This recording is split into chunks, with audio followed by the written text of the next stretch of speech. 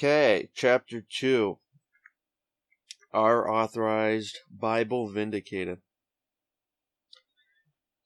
Chapter 2 is titled The Bible Adopted by Constantine and the Pure Bible of the Waldenses. Constantine became Emperor of Rome in 312 AD. A little later, he embraced the Christian faith for himself and for his empire. As the so-called first Christian emperor took the reins of the civil and spiritual world to bring about the amalgamation of paganism and Christianity, he found three types of manuscripts, or Bibles, vying for supremacy. The Textus Receptus, or Constantinopolitan.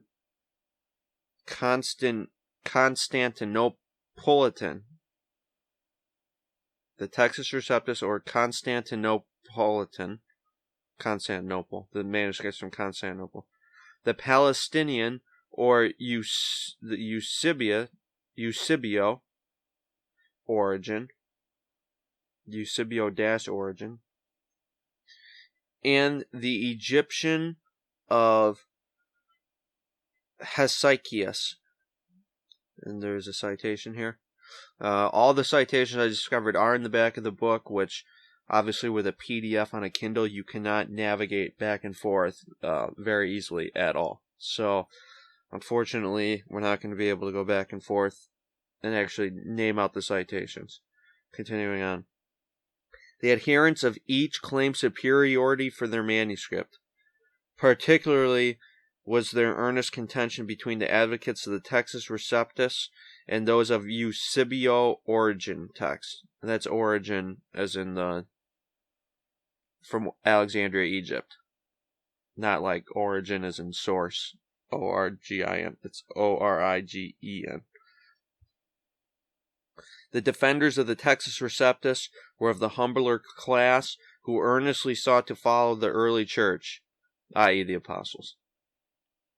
The Eusebio origin text was the product of the intermingling of the pure word of God and Greek philosophy, and in the mind of Origen. It might be called the adaptation of the word of God to Gnosticism. As the Emperor Constantine embraced Christianity, it became necessary for him to choose which of these Bibles he would sanction. Quite naturally, he preferred the one that combined. He preferred the one edited by Eusebius and written by Origen. The outstanding intellectual figure that had combined Christianity with Gnosticism in his philosophy, even as Constantine himself was a political genius that was seeking to unite Christianity with pagan Rome. Constantine regarded himself as the director and guardian of this anomalous world church, and as such he was responsible for selecting the Bible for the great Christian centers. His predilection was for the type of Bible whose readings would give him a basis for his imperialistic ideas of the great state church, with ritualistic ostentation and unlimited central power. The philosophy of Origen was well suited to serve Constantine's religio-political theocracy. Eusebius was a great admirer of Origen and a deep student of his philosophy. He had just edited the 5th column of the Hexapla, which was Origen's Bible. Constantine chose this and asked Eusebius to prepare 50 copies for him. Dr. Ira M. Price refers to the transaction as follows, quote, Eusebius of Caesarea, 260 to 340, the first church historian, assisted by Pamphilus, or vice versa, issued with all its critical marks the 5th column of the Hexapla, with alternative readings from the other columns, for use in Palestine. The Emperor Constantine gave orders that 50 copies of this edition should be prepared for the use in the churches. The Vaticanus manuscript, Codex B, and the Sinaiticus manuscript, Codex Aleph, #, belong to the Eusebio origin type, and many authorities believe that they were actually 2 of the 50 copies prepared for Constantine by Eusebius. Dr. Robertson singles out these 2 manuscripts as possibly 2 of the 50 Constantine Bibles. He says, quote, Constantine himself ordered 50 Greek Bibles from Eusebius, Bishop of Caesarea, for the churches in Constantinople. It is quite possible that Aleph and B are 2 of these 50, unquote. There's citations for all these again. Both these manuscripts were written in Greek, each containing the whole Bible, we think, though parts are missing in them now. The Vatican manuscript is in the Papal Museum at Rome. The Sinaitic MS is in the Soviet Museum in Moscow, Russia. Dr. Gregory, a recent scholar in the field of manuscripts, also thinks of them in connection with the 50. We quote from him. Quote, this manuscript, Vaticanus, is supposed, as we have seen, to come from the same place as the Sinaitic manuscript. I have said that these 2 show connections with each other, and that they would suit very well as a pair of the 50 manuscripts written at Caesarea for Constantine the Great, unquote. The following quotation is given as evidence that the Sinaitic manuscript was the work of Origen. Quote, Sinaitic manuscript seems to have been at one time at Caesarea. One of the correctors, probably of the century, adds this note at the end of Esdras, or Ezra. This codex was compared with a very ancient exemplar which had been corrected by the hand of the holy martyr Pamphilus, d. 309, which exemplar contained at the end the subscription in his own hand, taken and corrected according to the Hexapla of Origen. Antonius compared it. I, Pamphilus, corrected it. The text of Aleph bears a very close resemblance to that of B, unquote. 2 outstanding scholars, Burgeon and Miller, thus expressed their belief in the Vaticanus and Sinaiticus manuscripts. We have 2 of the Bibles prepared by Eusebius for the emperor. Quote, Constantine applied to Eusebius for 50 handsome copies, among which it is not improbable that the manuscripts B and Aleph were to be actually found. But even if that is not so, the emperor would not have selected Eusebius for the order if that bishop had not been in the habit of providing copies. And Eusebius, in fact, carried on the work which he had commenced under his friend Pamphilus, and in which the latter must have followed in the path pursued by Origen. Again, Jerome is known to have resorted to this quarter, unquote. Both admirers and foes of the Vaticanus and Sinaiticus manuscripts admit and contend that these 2 codices are remarkably similar. They are so near together as to compel one to believe that they were of common origin. Dr. Philip Schaff says, quote, the Roman editors contend, of course, for the primacy of the Vatican against the Sinaitic manuscript, but admit they are not far apart, unquote.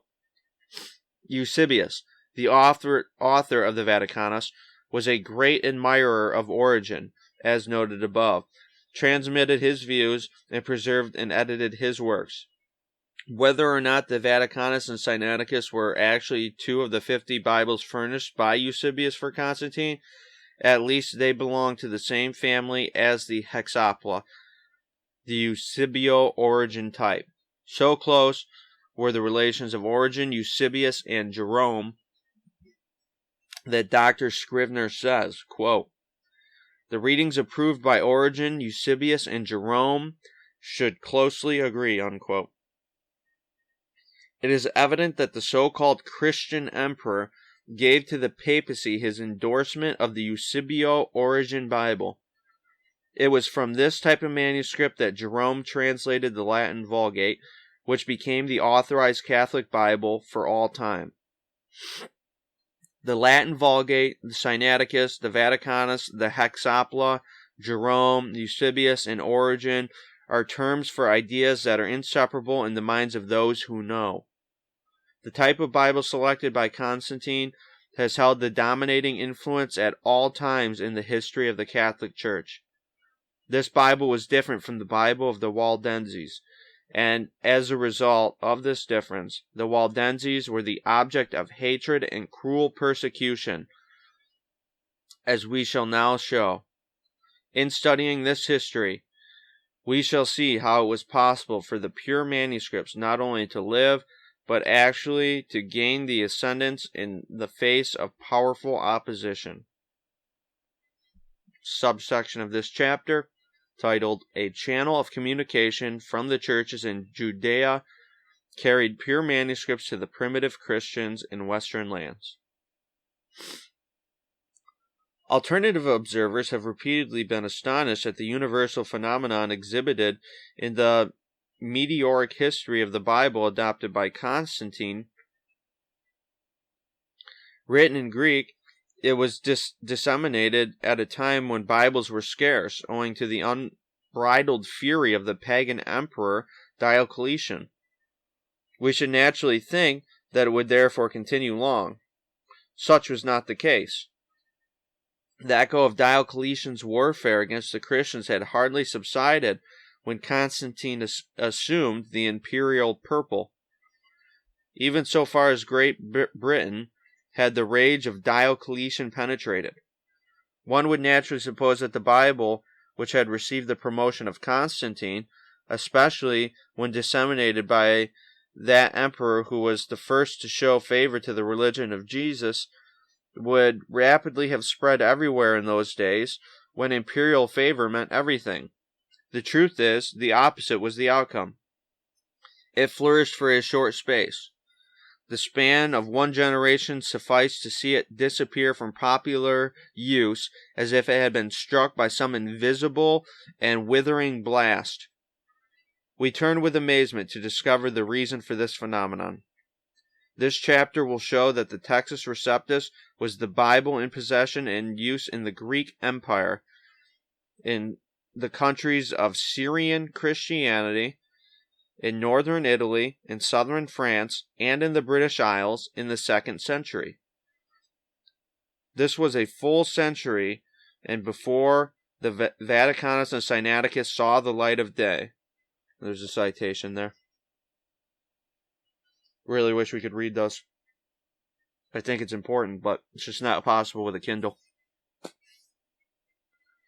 When the apostles of the Roman Catholic Church entered these countries in later centuries, they found the people using the Textus Receptus, and it was not without difficulty and a struggle that they were able to displace it and to substitute their Latin Vulgate. This chapter will likewise show that the Textus Receptus belongs to the type of these early apostolic manuscripts that were brought from Judea, and its claim to priority over the Vaticanus and Sinaiticus will be established. Early Greek Christianity. Which Bible? First of all, the Textus Receptus was the Bible of early Christianity.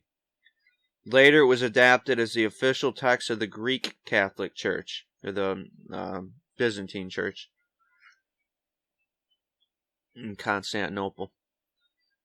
There were local reasons which contributed to this result, but probably far greater reasons will be found in the fact that the received text had authority enough to become, either in itself or by its translation, the Bible of the great Syrian Church, of the Waldensian Church of northern Italy, the Gaelic Church in southern France, and the Celtic Church in Scotland and Ireland, as well as the official Bible of the Greek Catholic Church. All these churches, some earlier, some later, were in opposition to the Church of Rome, and at a time when the received text and these Bibles of the Constantine type were rivals. They, as represented in their descendants, are rivals to this day. The Church of Rome built on the Eusebio Origen type of Bible. These others built on the received text. Therefore, because they themselves believed that the received text was the true apostolic Bible, and further, because the Church of Rome aggregated to itself the power to choose a Bible which bore the marks of systemic deprivation, we have the testimony of these 5 churches to the authenticity and the apostolicity of the received text. The following quotation from Dr. Hort, and that's Westcott and Hort, from which most of these new Bibles come, is to prove that the received text was the Greek New Testament of the East.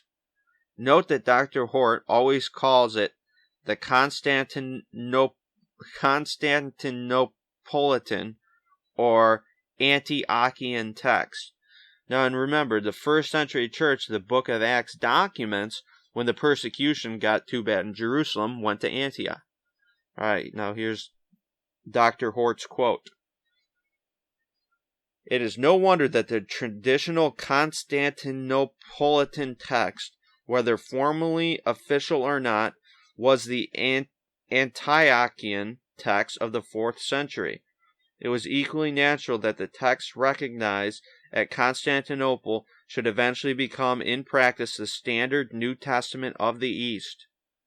And again, there's a quote. Unfortunately, I can't tell you what it is right now. But if anyone has questions and wants me to look up something specific, send me an email or comment, and I will try to locate it. Although that'll be quite a bit of work to go back through the book and try to find where that portion of the text is, I will do it for you. Okay, continuing on. Early Syrian Christianity. Which Bible? It was at Antioch, capital of Syria, that the believers were first called Christians. That's what the Bible says. And as time rolled on, the Syrian-speaking Christians could be numbered by the thousands. It is generally admitted that the Bible was translated from the original languages into Syrian about 150 A.D. This version is known as the Peshitta. The correct, or simple, is what it means, evidently. This Bible, even today, generally follows the received text. Now, I would add that text that we just read, that is, or rather, the quote of Westcott and Hort admitting that the Byzantine text was the predominant manuscript tradition of the whole Church of the East. That is huge. Maybe the most important thing in this book, because that is a testimony from one of the enemies themselves that is promoting these other manuscript traditions, that is saying, admitting that these manuscripts that they're promoting weren't really the most widespread or earliest tradition, but actually those of the Textus Receptus. Okay, so, continuing on. This Bible, even today, the Peshitta, generally follows the received text.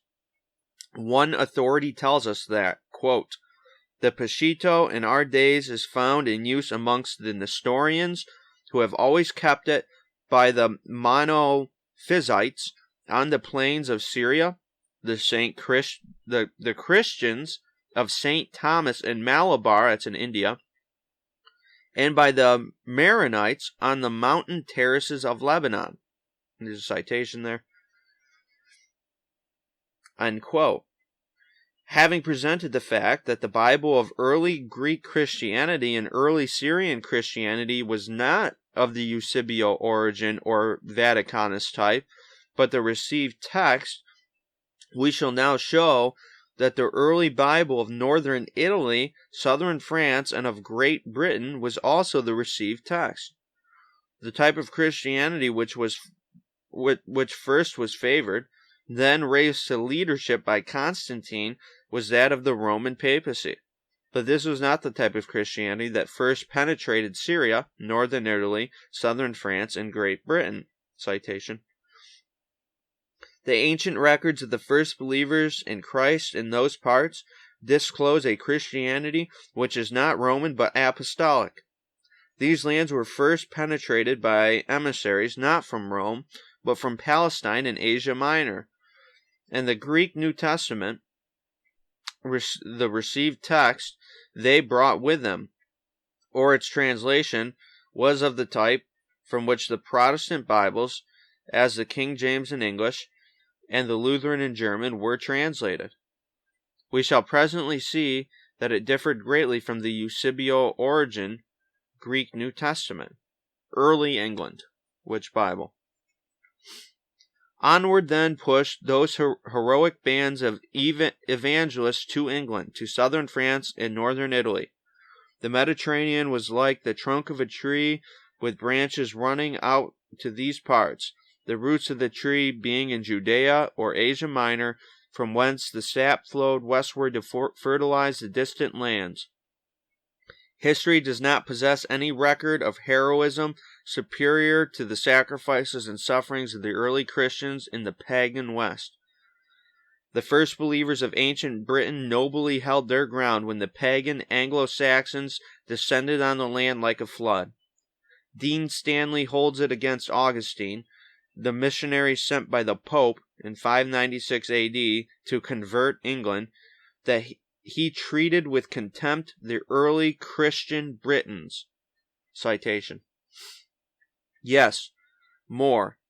He connived with the Anglo-Saxons in their frightful extermination of that pious people. And the early church in England and Ireland and all these other places were literally Sabbath keepers, as I've documented in my article with many quotes titled Historic Proof the Early Church Kept the Sabbath Saturday. Yes, more. He connived with the Anglo-Saxons in their frightful extermination of that pious people. And after Augustine's death, when those same pagan Anglo-Saxons so terrified the papal leaders in England that they fled back to Rome, it was the British Christians of Scotland who occupied the forsaken fields. It is evident from this that British Christianity did not come from Rome. Furthermore, Dr. Adam Clark claims that the extermination of Irish customs reveals that they have elements which were imported into Ireland from Asia Minor by early Christians. In brackets 18, in parentheses, SIC. Since Italy, France, and Great Britain were once provinces of the Roman Empire, the first translations of the Bible by the early Christians in those parts were made into Latin. The early Latin translations were very dear to the hearts of those primitive churches, and as Rome did not send any missionaries toward the West before 250 AD, the early Latin Bibles were well established before the churches came into conflict with Rome. Not only were such translations in existence long before the Vulgate was adopted by the papacy and well established, but the people for centuries refused to supplant their old Latin Bibles by the Vulgate. So in other words, you have Jerome's Latin Vulgate, but then you had Latin Bibles that preceded or came before Jerome's Latin Vulgate. So they're two very different things, even though they're both Latin. Were in Latin, because the Roman Empire at the time. Quote, the old Latin versions were used longest by the Western Christians who would not bow to the authority of Rome, e.g. the Donatists, the Irish in Ireland, Britain, and the continent, the Albigenses, etc., unquote. Citation there. God in His wisdom had invested these Latin versions by His providence with a charm that outweighed the learned artificiality of Jerome's Vulgate. This is why they persisted through the centuries, a characteristic often overlooked in considering versions, and one that cannot be too greatly emphasized, needs to be pointed out in comparing the Latin Bible of the Waldenses, of the Gauls, and of the Celts with the latter Vulgate. To bring before you the unusual charm of those Latin Bibles, I quote from the Forum of June 1887, quote, the old italic version into the rude Low Latin of the 2nd century held its own as long as Latin continued to be the language of the people. The critical version of Jerome never displaced it, and only replaced it when the Latin ceased to be a living language and became the language of the quote-unquote learned. The Gothic versions of the Ulfilas, in the same way, held its own until the tongue in which it was written ceased to exist. Luther's Bible was the first genuine beginning of modern German literature. In Germany, as in England, many critical translations have been made, but they have fallen stillborn from the press. The reason of these facts seems to be this: that the languages into which these versions were made were almost perfectly adapted to express the broad, generic simplicity of the original text. Microscopic accuracy of phrase and classical nicety of expression may be very well for the student in his closet, but they do not represent the human and divine simplicity of the Scriptures to the mass of those for whom the Scriptures were written. To render that, the translator needs not only a simplicity of mind, rarely to be found in companies of learned critics, but also a language possessing in some large measure that broad, simple, and generic character which we have seen to belong to the Hebrew and to the Greek of the New Testament.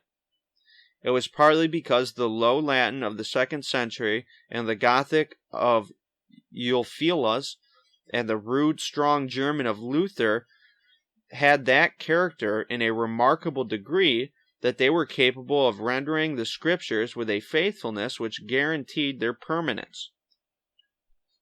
In other words, to put it real simply, God made His Word for the common man and made it to be with a childlike simplicity that anybody that wanted to know God could understand it.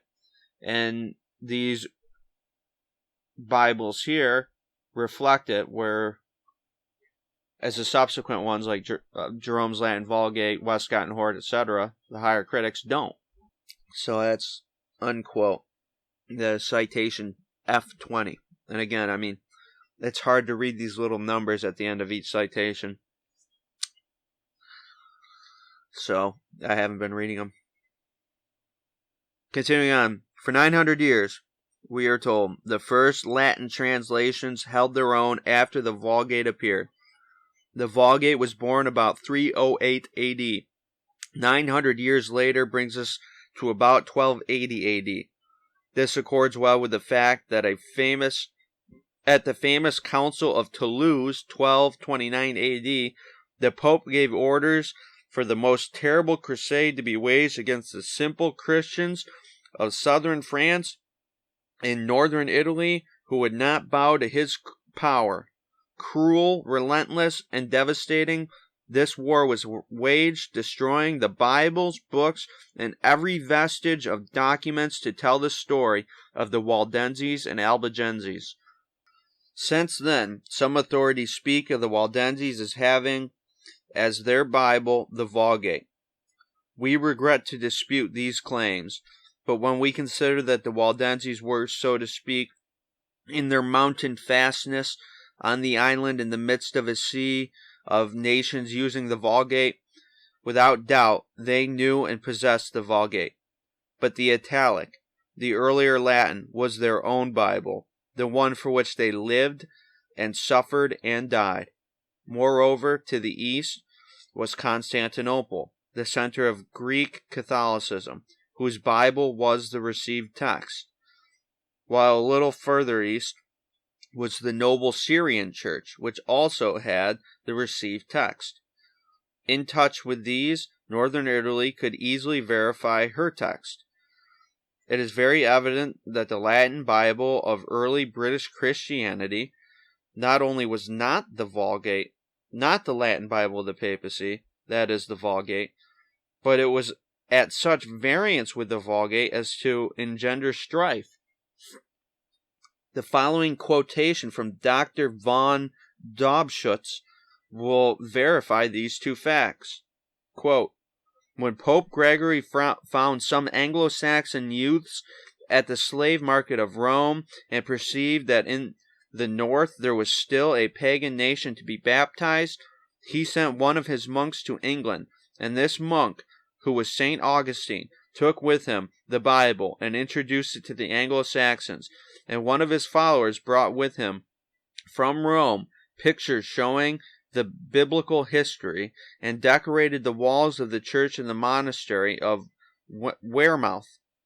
We do not enter here into the difficult question of the relations between this newly founded Anglo-Saxon church and the old Irish-Scottish church. Differences of Bible text had something to do with the pitiful struggles which arose between the churches and ended in the devastation of the older one. Famous in history among all, that's unquote. Famous in history among all centers of Bible knowledge and Bible Christianity was Iona, on the little island of High, H-Y, off the northwest coast of Scotland. Its most historic figure was Columba. Upon this island rock, God breathed out his Holy Spirit, and from this center to the tribes of northern Europe. When Rome awoke to the necessity of sending out missionaries to extend her power, she found Great Britain and Northern Europe already professing a Christianity whose origin could be traced back through Iona to Asia Minor. About 600 A.D., Rome sent missionaries to England and to Germany to bring these simple Bible Christians under her dominion, as much as to subdue the pagans. D'Aubigné has furnished us with this picture of Iona and her missions. Quote, D'Aubigné says that Columba esteemed the cross of Christ higher than the royal blood which flowed in his veins, and that precious manuscripts were brought to Iona, where a theological school was founded and the word was studied. Ere long, a missionary spirit breathed over this ocean rock, so justly named the light of the Western world. British missionaries carried the light of the gospel to the Netherlands, to France, to Switzerland, to Germany, yea, even to Italy, and did more for the conversion of Central Europe than the half-enslaved Roman Church. Citation F23. Early France, which Bible? In southern France, when in 177 A.D., the Gaelic Christians were frightfully massacred by the heathen, a record of their suffering was drawn up by the survivors and sent not to the Pope of Rome, but to their brethren in Asia Minor. Citation 24. Milman claims that the French received their Christianity from Asia Minor. These apostolic Christians in southern France were undoubtedly those who gave effective help in carrying the gospel to Great Britain. As we have seen above, there was a long, bitter struggle between the Bible of the British Christians and the Bible which was brought later to England by the missionaries of Rome. And as there were really only two Bibles, the official version of Rome and the received text, we may safely conclude that the Gaelic or French Bible, as well as the Celtic or British, were the received text. Neander claims as follows that the first Christianity in England came not from Rome, but from Asia Minor, probably through France. Quote, but the peculiarity of the later British Church is evidence against its origin from Rome. For in many ritual matters it departed from the usage of the Romish Church, and agreed much more nearly with the churches of Asia Minor. It withstood for a long time the authority of the Romish papacy. This circumstance would seem to indicate that the Britons had received their Christianity either immediately or through Gaul from Asia Minor, a thing quite possible and easy by means of the commercial intercourse. The latter Anglo-Saxons, who opposed the spirit of ecclesiastical independence among the Britons and endeavored to establish the church supremacy of Rome, were uniformly inclined to trace back the church establishments to a Roman origin, from which effort many false legends as well as this might have arisen. Unquote. The Waldenses in northern Italy, which Bible? that the messengers of God who carried manuscripts from the Church of Judea to the churches of northern Italy and so on brought to the forerunners of the Waldenses a Bible different from the Bible of Roman Catholicism, I quote the following. Quote, the method which Allix, A-L-L-I-X, has pursued in his history of the churches of Piedmont is to show that in the ecclesiastical history of every century, from the 4th century, which he considers a period enough for the inquirer after apostolic purity of doctrine, there are clear proofs that doctrines unlike those which the Romish Church holds, and comfortable to the belief of the Waldensian and Reformed churches, were maintained by theologians of the north of Italy down to the period when the Waldenses first came into notice. Consequently, the opinions of the Waldenses were not new to Europe in the 11th or 12th centuries, and there is nothing improbable in the tradition that the Subalpine, Subalpine, church, preserved in its integrity in an uninterrupted course from the first preaching of the gospel in its valleys. Unquote. There are many early historians who agree with this view. Another citation.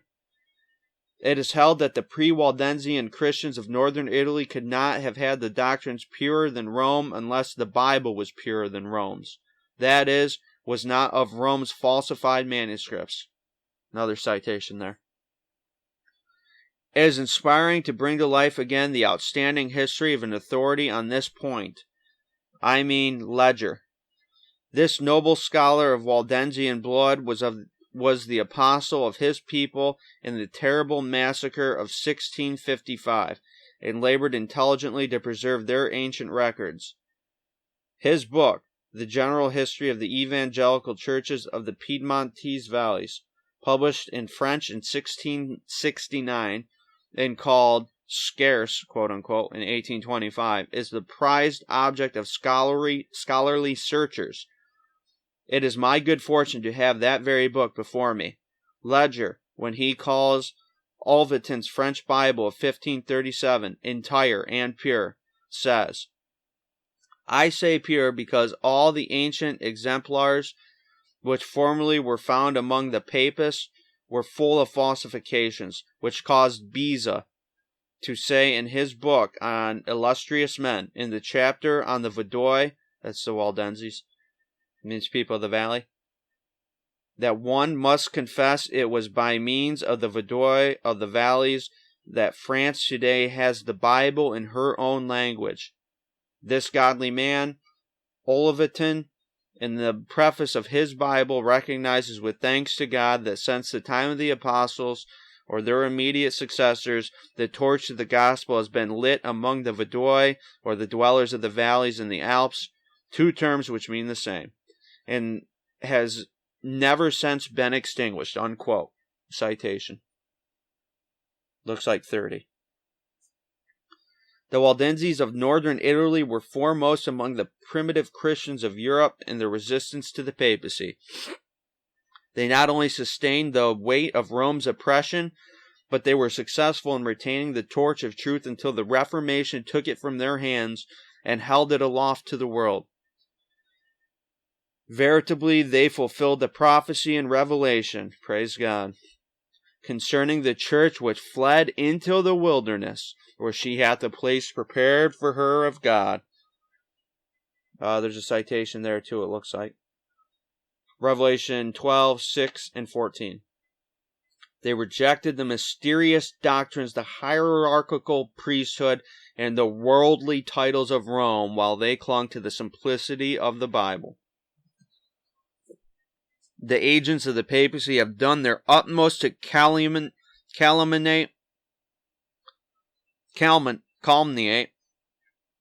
deride their character, to destroy the records of their noble past, and to leave no trace of the cruel persecution they underwent.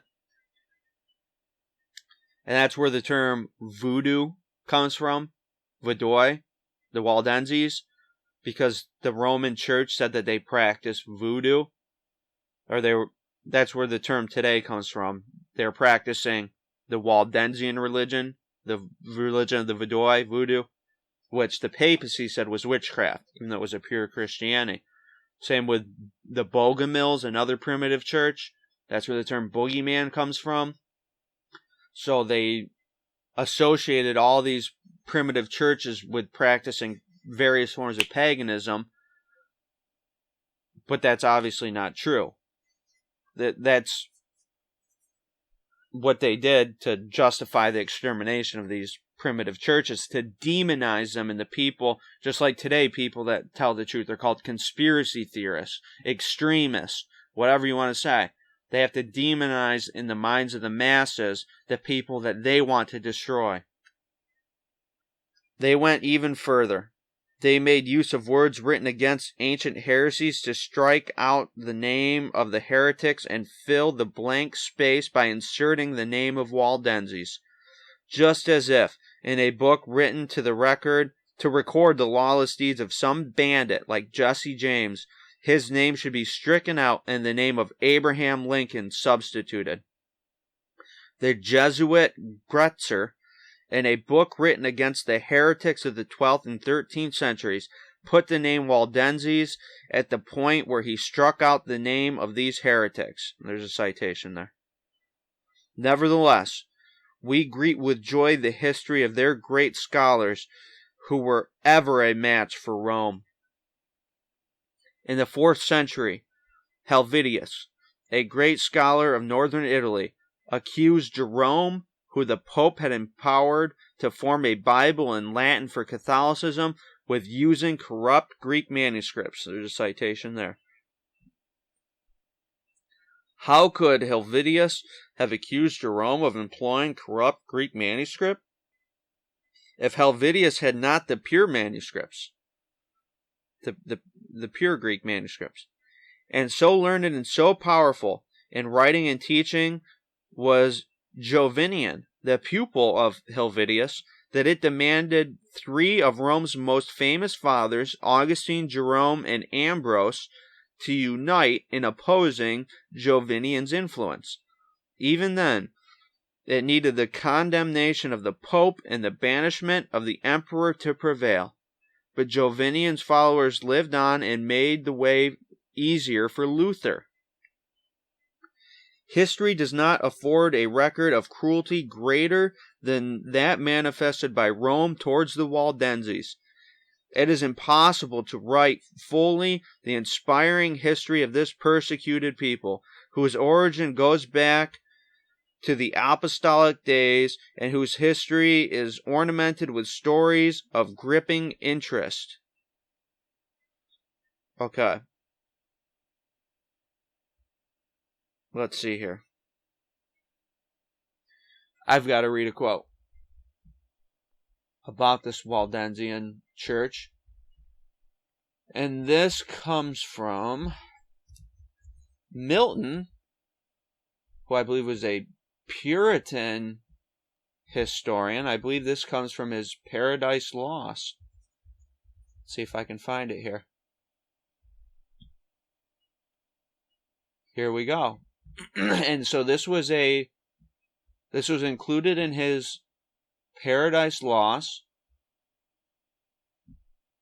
which I believe was written in the 1600s. You'd have to look it up. And this was a poem on the Waldenses and was evidently included at the behest of Oliver Cromwell.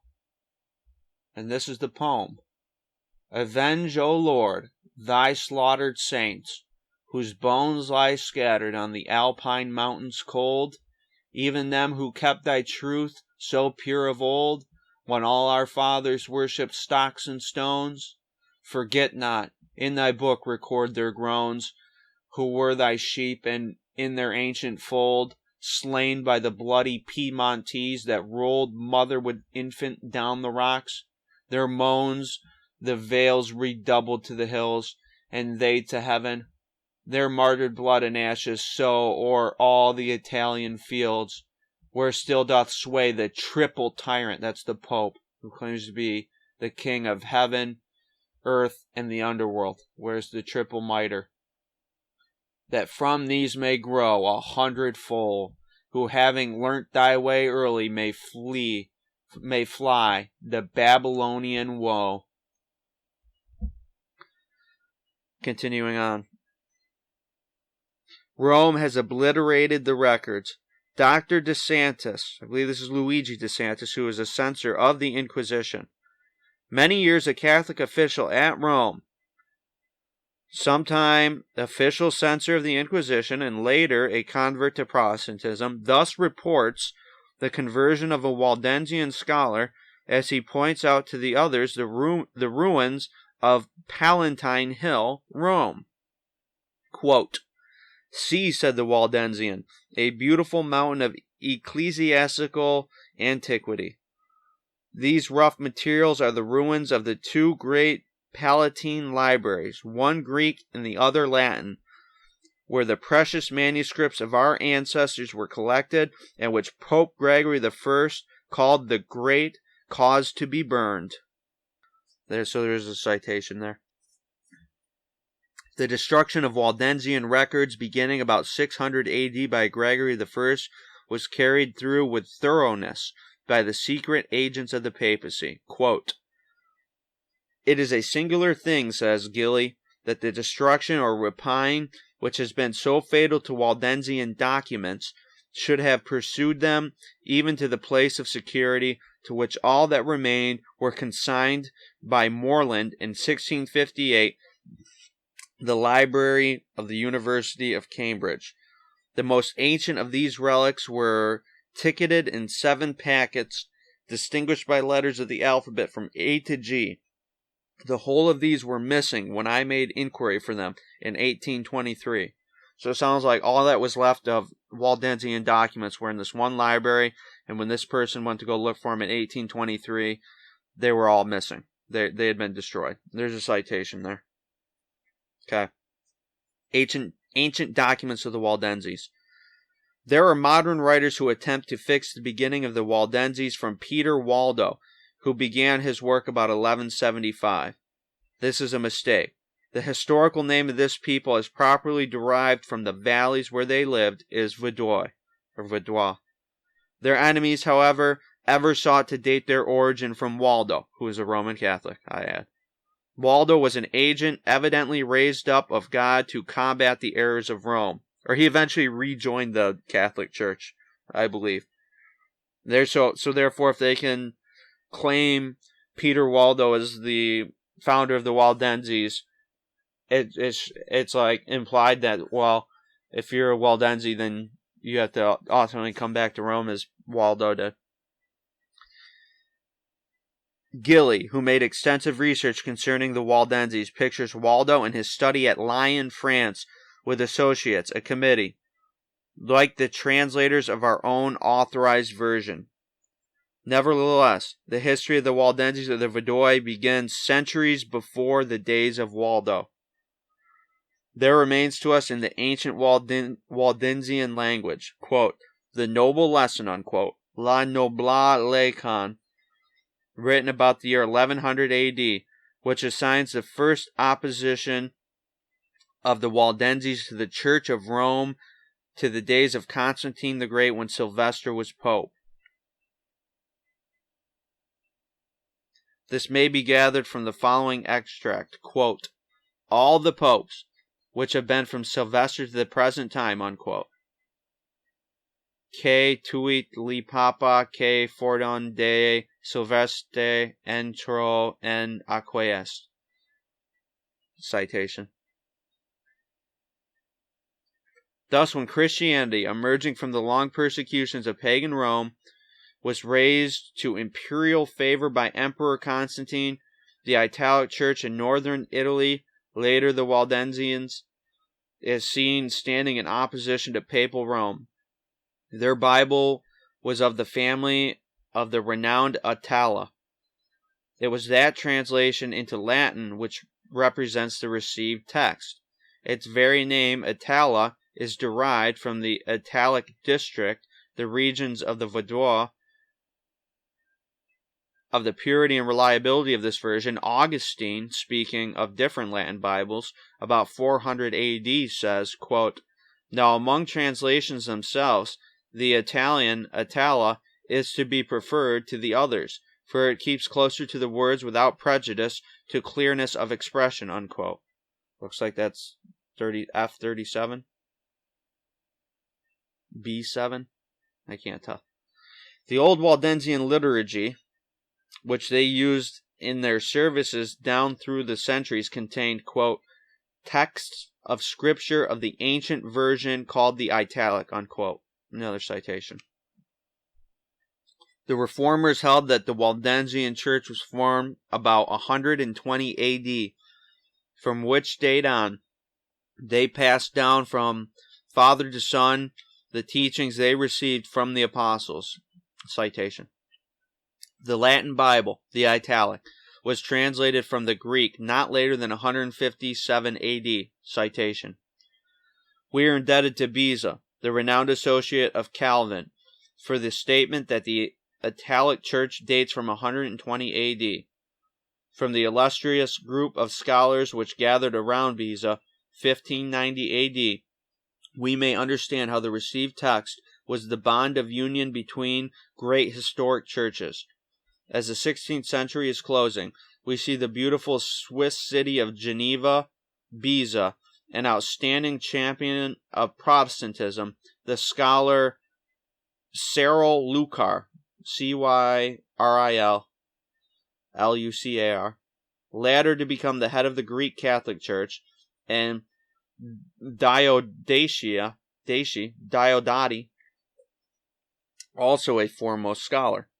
As Beza astonishes and confounds the world by restoring manuscripts of the Greek New Testament from which the King James is translated, Diodati takes the same and translates it into Italian, a new and famous edition adopted and circulated by the Waldenses. Citation.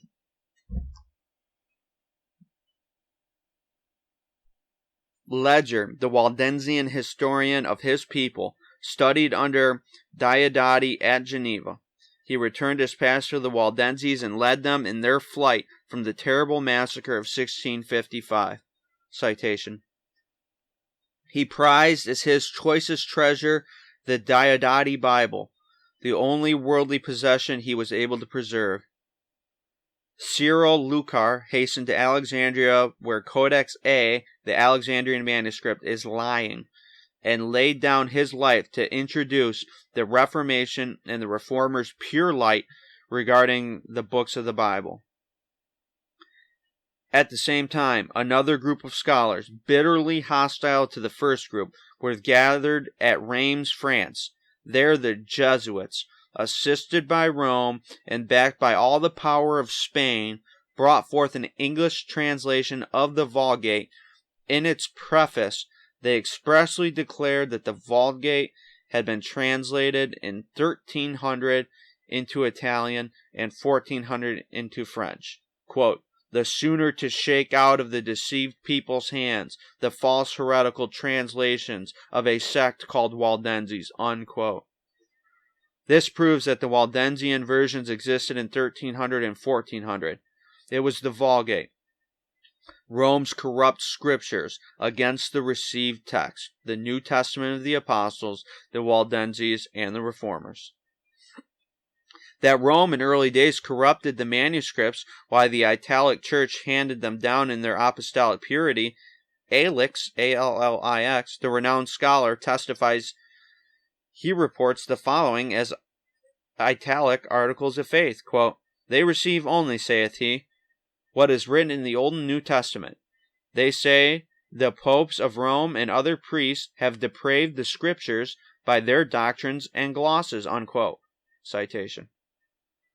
It is recognized that the Itala was translated from the received text, Syrian, Hort calls it, that the Vulgate is the Itala with the readings of the received text removed. Citation. Waldensian Bibles. 4 Bibles produced under Waldensian influence touched the history of Calvin, namely a Greek, a Waldensian vernacular, a French, and an Italian. Calvin himself was led to this great work by Olverton, a Waldensian. Thus was the Reformation brought to Calvin, that brilliant student of the Paris University. Farel, F-A-R-E-L, also a Waldensian, besought him to come to Geneva and open up there. Calvin felt that he should labor in Paris, according to Ledger. Calvin recognized a relationship to the Calvins of the valleys of St. Martin, one of the Waldensian valleys. Citation.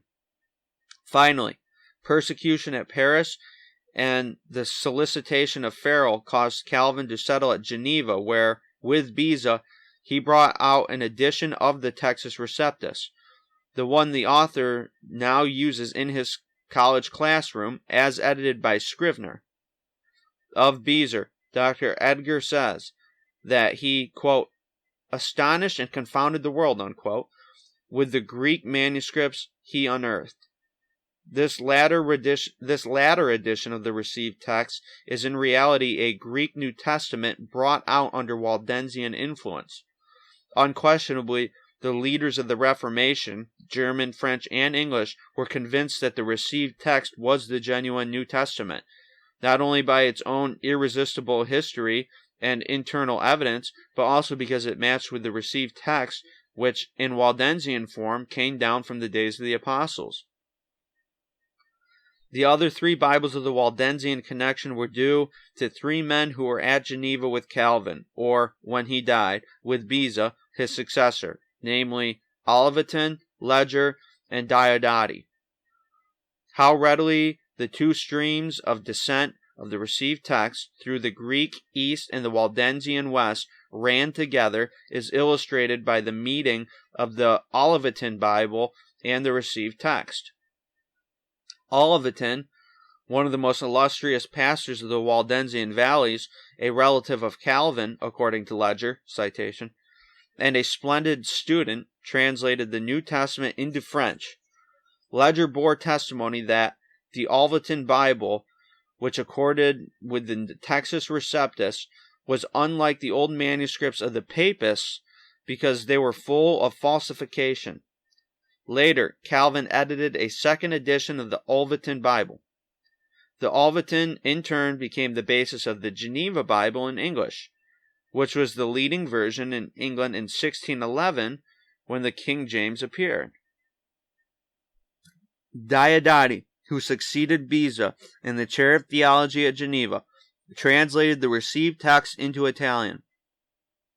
This version was adopted by the Waldenses, although there was in use at the time a Waldensian Bible in their own peculiar language. This we know because Sir Samuel Morland, under the protection of Oliver Cromwell, received from Ledger the Waldensian New Testament, which now lies in Cambridge University Library. After the devastating massacre of the Waldenses in 1655, Ledger felt that he should collect and give it to the hands of Sir Samuel Morland as many pieces of the ancient Waldensian literature as were available. It is interesting to trace back the Waldensian Bible which Luther had before him when he translated the New Testament. Luther used the Tepel Bible, T-E-P-L, named from Tepel, Bohemia. This Tepel manuscript represented a translation of the Waldensian Bible into the German, which was spoken before the days of the Reformation. Citation. Of this remarkable manuscript, Kamba says, quote, when the manuscript of Tepel appeared, the attention of the learned was aroused by the fact that the text it presents corresponds word for word with that of the first 3 editions of the ancient German Bible. Then Lewis Keller, an original writer, with the decided opinions of a layman and versed in the history of the sects of the Middle Ages, declared the Tepel manuscript to be Waldensian. Another writer, Hermann Haupt, who belonged to the Old Catholic Party, supported his opinion vigorously. Citation. From Kamba, we also learned that the Temple manuscript has an origin different from the version adopted by the Church of Rome, that it seems to agree rather with the Latin versions anterior to Jerome, the author of the Vulgate, and that Luther followed it in his translation, which probably is the reason why the Catholic Church reproved Luther for following the Waldenses. There's a citation there. Another peculiarity is its small size, which seems to single it out as one of those little books which the Waldensian evangelists carried with them hidden under their rough cloaks. Citation. We have therefore an indication of how much the Reformation and Luther, as well as Luther's Bible, owed to the Waldenses. Waldensian influence, both from the Waldensian Bibles and from the Waldensian relationships, entered into the King James translation of 1611. Referring to the King James translators, one author speaks thus of a Waldensian Bible they used. Quote, "It is known that among modern versions they consulted was an Italian, and though no name is mentioned, there cannot be room for doubt that it was the elegant translation made with great ability from the original scriptures by Giovanni Diodati, which had only recently, in 1607, appeared at Geneva." Unquote. Citation. It is therefore evident that the translators of the 1611 had before them 4 Bibles which had come under Waldensian influence: the Diodati in Italian, the Olivetan in French, the Lutheran in German, and the Genevan in English. We have every reason to believe that they had access to at least 6 Waldensian Bibles written in the old Waldensian vernacular. Dr. Nolan, who had already acquired fame for his Greek and Latin scholarship and researches into Egyptian chronology, and was a lecturer of note, spent 28 years to trace back the received text to its apostolic origin.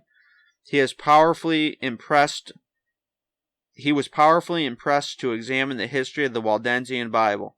He felt certain that researches in this direction would demonstrate that the Italic New Testament, or the New Testament of those primitive Christians of northern Italy, whose lineal descendants the Waldenses were, would turn out to be the received text.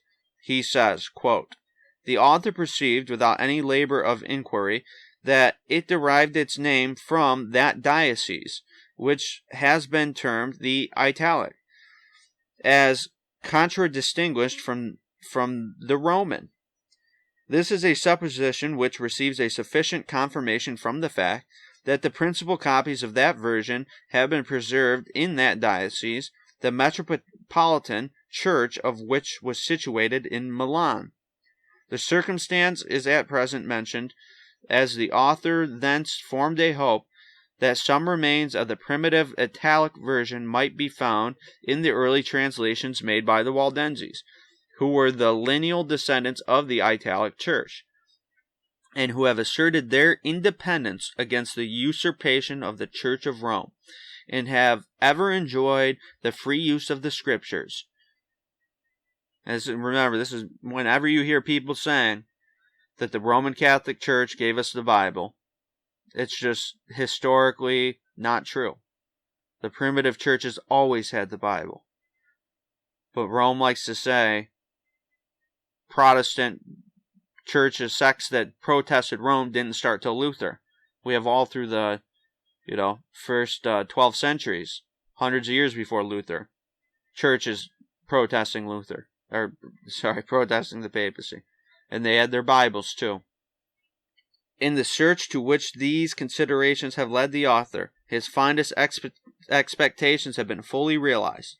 It has furnished him with abundant proof on the point to which his inquiry was chiefly directed, as it has supplied him with the unequivocal testimony of a truly apostolical branch of the primitive church that the celebrated text of the Heavenly Witness was adopted in the version which prevailed in the Latin Church previously to the introduction of the modern Vulgate. Unquote citation. Looks like 52 or 32. FS2. How the Bible adopted by Constantine was set aside. Where did this Vaudois church, amid the rugged peaks of the Alps, secure these uncorrupted manuscripts? In the silent watches of the night, along the lonely paths of Asia Minor, where robbers and wild beasts lurked, might have been seen the noble missionaries carrying manuscripts and verifying documents from churches in Judea to encourage their struggling brethren under the iron heel of the papacy. The sacrificing labors of the Apostle Paul were bearing fruit. His wise plan to anchor the Gentile churches of Europe to the churches of Judea provided the channel of communication which defeated continually and finally the bewildering pressure of the papacy, or as the learned Scrivener has beautifully put it, quote, "Wide as is the region which separates Syria from Gaul, there must have been in very early times some remote communication by which the stream of Eastern testimony or tradition, like another Alphesus, rose up again with fresh strength to irrigate the regions of the distant West." Unquote. Citation. We have it now revealed how Constantine's Hexapla Bible was successfully met. A powerful chain of churches, few in number compared with the manifold congregations of an apostate Christianity, but enriched with the eternal conviction of truth and with able scholars stretched from Palestine to Scotland. If Rome in her own land was unable to beat down the testimony of apostolic scriptures, how could she hope, in the Greek-speaking world of the distant and hostile East, to maintain the supremacy of her Greek Bible? The scriptures of the Apostle John and his associates, the traditional text, the Textus Receptus, if you please, arose from the place of a humiliation forced on by Origen's Bible in the hands of Constantine and became the received text of Greek Christianity. And when the Greek East for 1,000 years was completely shut off from the Latin West, the noble Waldenses in northern Italy still possessed in Latin the received text. To Christians preserving apostolic Christianity, the world owes the Bible.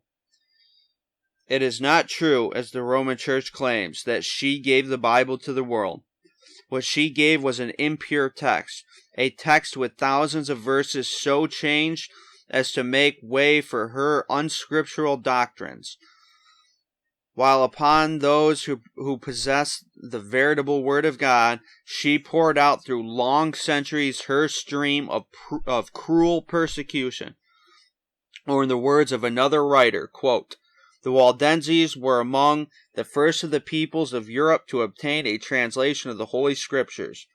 Hundreds of years before the Reformation, they possessed the Bible in manuscript in their native tongue. They had the truth unadulterated, and this rendered them the special objects of hatred and persecution. Here, for 1,000 years, witness for the truth maintained the ancient faith. In a most wonderful manner, it, the word of truth, was preserved uncorrupted through all the ages of darkness." Unquote. Citation. The struggle against the Bible adopted by Constantine was won, but another warfare, another plan to deluge the Latin West with a corrupt Latin Bible was preparing. We hasten to see how the world was saved from Jerome and his Origenism. In other words, Origen of Alexandria. Note: the two great families of Greek Bibles are well illustrated in the work of that outstanding scholar Erasmus. Before he gave to the Reformation of the New Testament in Greek, he divided all Greek manuscripts into two classes, those which agreed with the received text and those which agreed with the Vaticanus manuscript. Citation 55:33. Okay, so we have here two columns, one on the left, one on the right. with the title The Two Parallel Streams of Bibles. So we have the Apostles, which goes to the received text in the Greek, which goes to the Waldensian Bible, the Italic, which goes to Erasmus, received text restored, to Luther's Bible, Dutch, French, Spanish, Italian, etc., to the Tyndale, English, 1535, Reims, English, from the received text, King James, 1611, Oxford Movement, from received text. Then the other stream of Bibles in the right-hand column, apostates, corrupted originals, Sinaiticus and Vaticanus Bible, Greek, Vulgate, Latin, Church of Rome's Bible, Vaticanus, Greek, Westcott and Hort, B and Aleph, English Revised, 1881, Dr. Philip Schaff, B and Aleph, American Revised, 1901. The King James from the received text has been the Bible of the English-speaking world for 300 years. This has given the received text and the Bibles translated from it into other languages standing authority. At the same time, it neutralized the dangers of the Catholic manuscripts and the Bibles in other tongues translated from them. End of chapter 2.